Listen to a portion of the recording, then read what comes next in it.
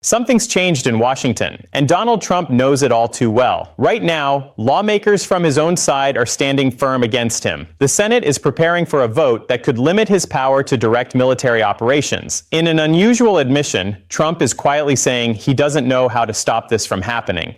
This isn't just a regular political hurdle. It's a real erosion of his control happening out in the open. From behind-the-scenes talks and growing irritations to a bipartisan resistance that's leaving Trump more alone in his circle. Tonight, we're diving into what's really going on away from the cameras, why Trump is so concerned, and how this might permanently alter the direction of American leadership. Stay with me, because once I lay out these facts, it'll all click into place. And after that, you can't unsee it. Donald Trump is watching his grip weaken, and oddly enough, it's not the other party leading the charge. His fellow Republicans in the Senate are stepping up. A proposal to rein in military powers is moving forward, and Trump has privately admitted he can't figure out a way to derail it. Phones are ringing, tempers are rising, and his influence is slipping faster than anyone expected. Tonight, we're exposing Trump's biggest worry, the unexpected revolt in the Senate, and how this could mark the beginning of his declining sway over the GOP. This is more than speculation. It's a pivotal moment in the larger narrative. Mr. President, on the topic of NATO right now, it sounds like you're implying you could use force to take over Greenland. That's a partner in the alliance. Are you really suggesting that? Would you actually pursue it? No, you're twisting my statements. You don't know my strategy at all. So what options are you considering? Your network doesn't have that information either. The Danish leader talked about serious ongoing disputes after meetings with Rubio and the vice president. Are you ready to leave the alliance to get what you want with Greenland? What routes are open at this stage? Well, I wouldn't share my plans with you. I'm certainly leaving every avenue available, but it's important. Greenland is vital for our security, and that includes Denmark's too. The problem is, Denmark couldn't defend it if Russia or China made a move. But we can. You witnessed that with Venezuela lately. We manage those kinds of issues well. It won't come to that. Imagine this for a second, because it's where the fractures start appearing. A sitting president pacing in private areas, phone in hand, not consulting allies or rallying supporters, but desperately calling Republican senators who aren't picking up anymore. Because after all this time, Donald Trump is openly voicing something he seldom does. He's not sure he can halt their actions. And that quiet confession says more than any speech he's ever given in public. At this point, Senate Republicans are openly defying, not opponents or the media, but Trump himself. Driving this resistance is a policy on military restrictions that could achieve what Trump fears more than bad headlines. It would legally restrain his ability to deploy troops for his personal objectives. That's the root of the real anxiety. That's why the pressure is relentless. And that's why this stands out as different, more significant, and more dangerous for Trump than any scandal or accusation could be. This goes deep. It's about authority. Trump's entire political persona is built on the belief that he sets the agenda, guides the party, controls the message. Now, that persona is falling apart in real time as senators from his side publicly question not just his tactics, but his motives, his instincts, and his choices. And if this proposal succeeds, which seems increasingly probable each day, it would represent a direct institutional pushback against Trump's drive for expanded power via military expansion, persistent conflicts framed as defense, vague threats disguised as strength, and the constant implication that only he can keep things secure with unrestricted freedom. Trump has always understood one key reality, even if he doesn't say it outright. Tension, or the threat of it, consolidates power. It creates unease, it stifles opposition, it rallies loyalty, and it allows a leader to blend national interest with individual ambitions. That's exactly why this vote has him rattled. It doesn't just block one potential military move. It challenges the foundation of his leadership approach. The idea that he can act first and justify later, that legislators will fall in line, that his allies will choose him over principles. And that assumption crumbles when figures like Rand Paul step forward not in hushed tones, not cautiously, but directly and unapologetically, highlighting the weaknesses in Trump's arguments for escalating military involvement, exposing the rationales, dismantling the narratives, and doing it in spaces Trump considered his own conservative platforms, listeners, and opinion makers. When Rand Paul goes on Joe Rogan's podcast and methodically walks the audience through the logic, or lack thereof, behind leadership changes in Venezuela, he's posing a greater risk to Trump than any criticism from adversaries. He's demonstrating to Republicans that opposing Trump doesn't automatically destroy their careers, doesn't sideline them, doesn't devastate them. He simplifies it to fundamental contradictions, asking why drug trafficking suddenly warrants invading another nation's capital, why indictments from our government are treated as international law, why possessing weapons by foreign leaders is deemed criminal when the same standards would implicate many American gun owners. With each argument, Trump's narrative loses credibility because it reveals this isn't really about drugs, not about organizations, not even about Maduro. It's about pretexts, about seizing any excuse for intervention, because intervention generates leverage, and leverage generates dominance. Dominance is the one skill Trump has truly honed. That's why Paul's observation that Trump personally pardoned a convicted drug trafficker hits hard, as it exposes the flexible morals in Trump's assertions. Standards apply when convenient. Principles count when straightforward. Protection matters only when it advances his agenda. And now the discussion turns more grave, because Trump's emphasis on military priorities doesn't stop at foreign affairs. It extends into domestic structures, into expanding federal enforcement agencies with limited accountability, and into employing fear as a governance tool where entities like ICE aren't viewed as protecting citizens, but as symbols of authority, punishment, and obedience. Instruments designed not to protect, but to intimidate, not to stabilize, but to demonstrate control. Trump's fixation on projecting strength requires constant adversaries, whether real or invented, overseas or within borders. Without an enemy, the strongman image collapses. That's why his comments on Greenland matter more than they initially seem. When Trump floats the idea of seizing Greenland by force, then retreats to ambiguity, not ruling anything out, he's essentially testing boundaries of outrage, measuring resistance, probing if fear can override logic once more. But the response is shifting now because international leaders push back, allies distance themselves, and even within his party, the silence is notable because threatening a treaty partner isn't just audacious, it's unstable. Trump's attempt to frame it as essential against China or Russia falls apart under simple scrutiny, particularly given his track record of concessions, delays, and evident deference to those nations when it suits him.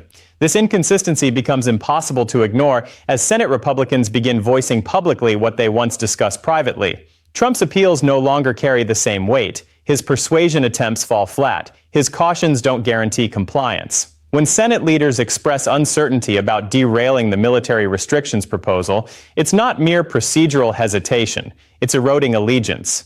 Trump's core identity depends on assurance.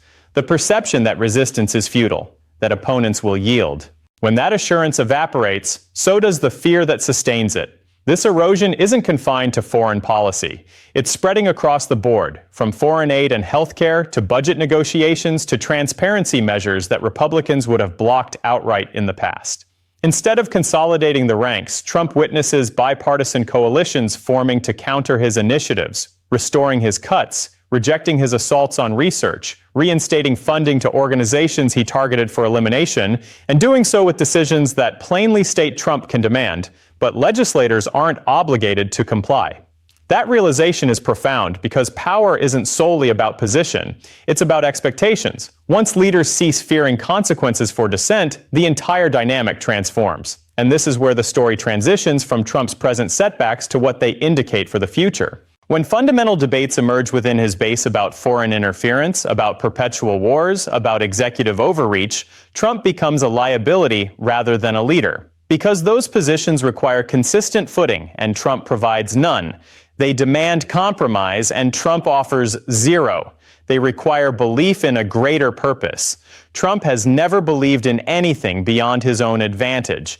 As Republicans begin, even tentatively, to envision an era beyond Trump, to calculate electoral viability, to view 2028 not as his triumph, but as an open field, Trump's grasp slackens further. Because when a movement starts planning for life without its figurehead, that figurehead's influence is already waning. Trump didn't anticipate that shift arriving so soon. He didn't expect his party to explore alternatives while he still demands loyalty. That miscalculation might reveal the most because it underscores Trump's perennial weakness. He believes fear lasts indefinitely. He believes allegiance remains constant. He presumes power, once acquired, endures effortlessly. As this Senate resistance intensifies, as military constraints are debated, as his governance is challenged not by outsiders, but by insiders, the question isn't whether Trump is forfeiting control, it's how much he's already lost. And whether this heralds the end of his ability to mold the party to his will because once the grip breaks, it doesn't fully restore. So is the idea that they're pursuing a regime change because these organizations connect with Maduro, and that's the justification for going after them. That's essentially the argument. But I question if the organizations and drugs are the real focus. It's about changing leadership, because sure, but if it's about changing leadership, why target the drug operation? Because they need a drug pretext. They want to assert this isn't war. It is kind of war, and we'll treat individuals like in war, but it's not outright war. It was an indictment document, and they've persuaded some reliable people in my circle to say, normally I'd be against bombing another nation's capital and removing the leader. Oh, but he was indicted on the indictment. A lot of folks don't know this. Part of the indictment is for drugs, but that's for him breaking our law. How do we indict foreigners in their own country? They haven't broken it in our territory for breaking law. But beyond drugs, they've also indicted Maduro for possessing or intending to possess automatic weapons. And this is where the pressure mounts. While attention remains on public statements and brief videos, the genuine strain is unfolding in quiet hallways, personal quarters, and late-night conversations where Donald Trump's directives no longer command the unquestioned obedience they once did. At the core, Senate Republicans are making a move that's almost unprecedented in this era. They're weighing their own political futures against his demands, and for many, for the first time, they're choosing their futures. This adjustment is subtle but evident, revealed not in major declarations but in hesitations, in delayed replies, in carefully non-committal answers when posed the straightforward question. What will you decide? Because hesitation undermines authoritative governance. And Trump senses it.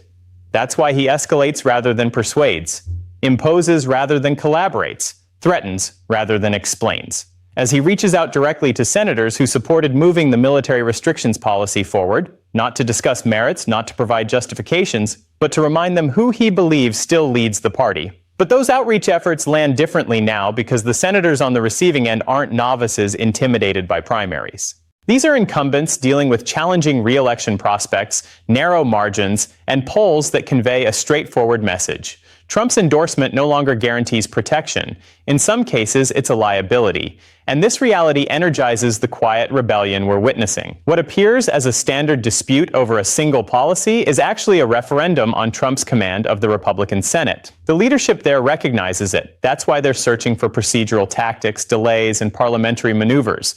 Not out of confidence, but out of apprehension about what an outright defeat signifies. A successful military restrictions policy in defiance of Trump's position would rank as one of the most forceful congressional repudiations of his administration to date, a moment when legislators reclaim authority after years of ceding it to the executive. Trump comprehends that implication deeply because his ascent has always relied on the notion that institutions adapt to him, rules curve around him, and opposition is pointless. When that notion fractures, the framework trembles, which is why he responds intensely when even a handful from his ranks defect, because he understands numbers matter less than momentum, and momentum is ebbing. You notice it in how senators like Josh Hawley and Todd Young become crucial not for their statements, but for what they withhold, steering clear of public positions, leaving Trump in suspense, forcing him to speculate. That uncertainty is toxic for someone who thrives on dominance, because uncertainty means he doesn't dictate the outcome, and dictation is his method. As this unfolds, it exposes a deeper truth about Trump's relationship to power. He doesn't build coalitions. He requires submission. Submission born from fear only persists as long as fear outweighs self-interest. Now, self-interest prevails because Republicans observe Trump accumulating losses, observe bipartisan groups thwarting his objectives, observe legislators reversing his budget slashes, restoring allocations for research and development, and outright defying his efforts to defund agencies he deems troublesome. Each setback erodes the myth of Trump as invincible, replacing it with a more perilous perception for him. Trump as a depreciating asset, a leader whose threats no longer produce results. That perception alarms him because it invites reflection, and reflection invites shifts. Shifts invite collapse. Nowhere more apparent than in how Republicans now discuss policies without centering Trump. For years, his movement wasn't a platform of principles, but a cult of personality defined by fidelity to him above coherent standards. But now, fissures emerge as members revisit issues Trump buried under slogans, "Should we engage in unending engagements?" Should presidents have unilateral authority to deploy forces? Should international action stem from spectacle over strategy? These are critical because they can't be addressed by Trump's typical methods. Trump doesn't embrace constraints. He embraces coercion, doesn't embrace strategies, embraces control. When Republicans deliberate intervention versus isolation, legislative authority versus executive dominance, they marginalize Trump because he contributes nothing but admonitions and displays. That marginalization is existential for him because Trump without centrality is without power. This perceptual change accelerates from electoral realities because Senate Republicans understand the numbers are tough, their majorities are fragile, the House is volatile, and midterms loom close. In that environment, absolute loyalty becomes a luxury they forego. Trump's insistence on viewing every divergence as betrayal only hastens it because it permits no nuance, no space for disagreement, no path to reconciliation, compelling members to choose total surrender or independence. Increasingly, they choose independence, even if unspoken. That's why Trump's reactions oscillate from fury to dismissal. Because acknowledging the reality means confronting that his power has boundaries. His persuasion wanes, and the party he forged is beginning to envision eras without him. And those eras terrify him more than any policy, law, or report because it means irrelevance. Trump has always feared irrelevance above all, which is why he heightens the spectacle. Audacious remarks on Greenland, ambiguous cautions on military actions, emphatic declarations to project resilience even as foundations erode. But those gestures lose potency because leaders, constituents, and commentators begin distinguishing spectacle from substance. That distinction is lethal for a leader whose brand conflates them. As this expands, the internal fracture in his base becomes unmistakable because the movement, once solely about Trump's persona, now confronts contradictions it can't conceal. Contradictions between non-intervention and aggression, between populist rhetoric and authoritarian impulses, between grassroots-oriented discourse and elite-serving outcomes. Trump has no resolutions for these contradictions because he didn't construct his movement to resolve them. He constructed it for himself. Now that the movement confronts genuine policy questions, Trump obstructs rather than steers, endangers rather than shepherds. Listen to figures like Thomas Massie calling for considering existence beyond Donald Trump resonate powerfully because they articulate what many Republicans ponder but suppress. That Trump's presence no longer guarantees victory, that his dominance no longer assures unity, and that clinging to him indefinitely might lead to marginalization. For Trump, this awareness is catastrophic because his power never stemmed from ideological framework or institutional grip. From the conviction that he's inevitable, he's indispensable. Once that conviction fades, once Republicans strategize for post-Trump times, his leverage vanishes. That's why the military resistance, fiscal defeats, bipartisan decisions, and policy discussions all converge in one stark narrative. Trump no longer shapes events, they shape him. He reacts, not initiates, scrambles, not commands. That reversal is a turning point because authoritative leaders don't fall from electoral defeats. They fall when supporters cease believing in their supremacy. Right now, that belief erodes decision by decision, move by move, until what's remaining isn't the towering figure Trump projected, but a president more constrained by institutions he sought to dominate, by colleagues who no longer cower, and by a party that's gradually, reluctantly, but undeniably beginning to envision days where he's not the center. This slipped by unnoticed. But take a look at this. See the headline. Congress resists Trump's massive cuts to science funding. Congress rushes to reverse thousands of cuts to federal science programs that President Trump proposed last year. Trump wants to slash the National Science Foundation by 56%. Congress now intends to reduce it by less than 1%. Trump aimed to cut the agency for oceans and atmosphere, the one for weather predictions. Congress plans for zero cuts. Flat funding. Trump seeks to gut basic research, essential to U.S. technological progress since World War II. Trump proposes over 33% reduction to basic research. Congress instead boosts their budget, increasing funding for basic research by more than 2%. Trump advocates these science cuts, and Congress says no. This is bipartisan. It started in the Senate as a cross-aisle agreement. Last week, the House passed it as well. I understand it's easy to assume Congress accomplishes nothing, and if they do, it's negative because Trump has long substituted attention for actual stature. When attention moves from admiration to examination, from performance to oversight, his influence diminishes. This narrative erosion prompts Trump to diversionary tactics, reviving old habits like provocative international statements, exaggerated security threats, and casual suggestions of forceful actions, not for sound strategies, but to generate noise. Noise has always protected Trump from accountability. But even that protection is fracturing because leaders, voters, and experts start separating noise from outcomes. That separation is deadly for a figure whose image fuses them. As this develops, the core split in his movement becomes evident because the cause once entirely about Trump's ego now faces conflicts it can't mask. Conflicts between withdrawal and involvement, between anti-establishment language and dictatorial tendencies, between citizen-centered promises and leadership-benefiting goals. Trump offers no solutions to these conflicts because he didn't build his movement to address them. He built it for himself. Now that the cause encounters real policy dilemmas, Trump hinders rather than facilitates, jeopardizes rather than leads. Hear voices like Thomas Massie pushing to contemplate life after Donald Trump strike home because they voice what many Republicans consider but withhold, that Trump's tenure no longer equates to success, that his command no longer secures cohesion, and that adhering to him forever might accelerate to obscurity. For Trump, this realization is ruinous because his power never derived from doctrinal structure or organizational hold. From the assurance he's unavoidable, he's essential. Once that assurance wanes, once Republicans prepare for post-Trump eras, his influence dissolves. That's why the military pushback, budgetary reversals, cross-party votes, and ideological debates all intersect in one tough account.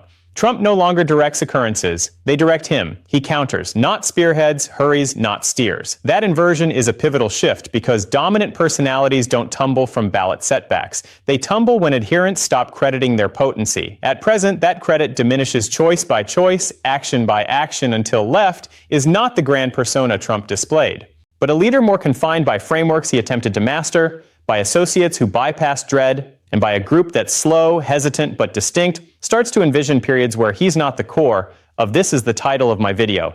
The court order threw Mar-a-Lago into chaos and Trump lost his authority. I want to create a script of my title. The length of the script must be equal to above.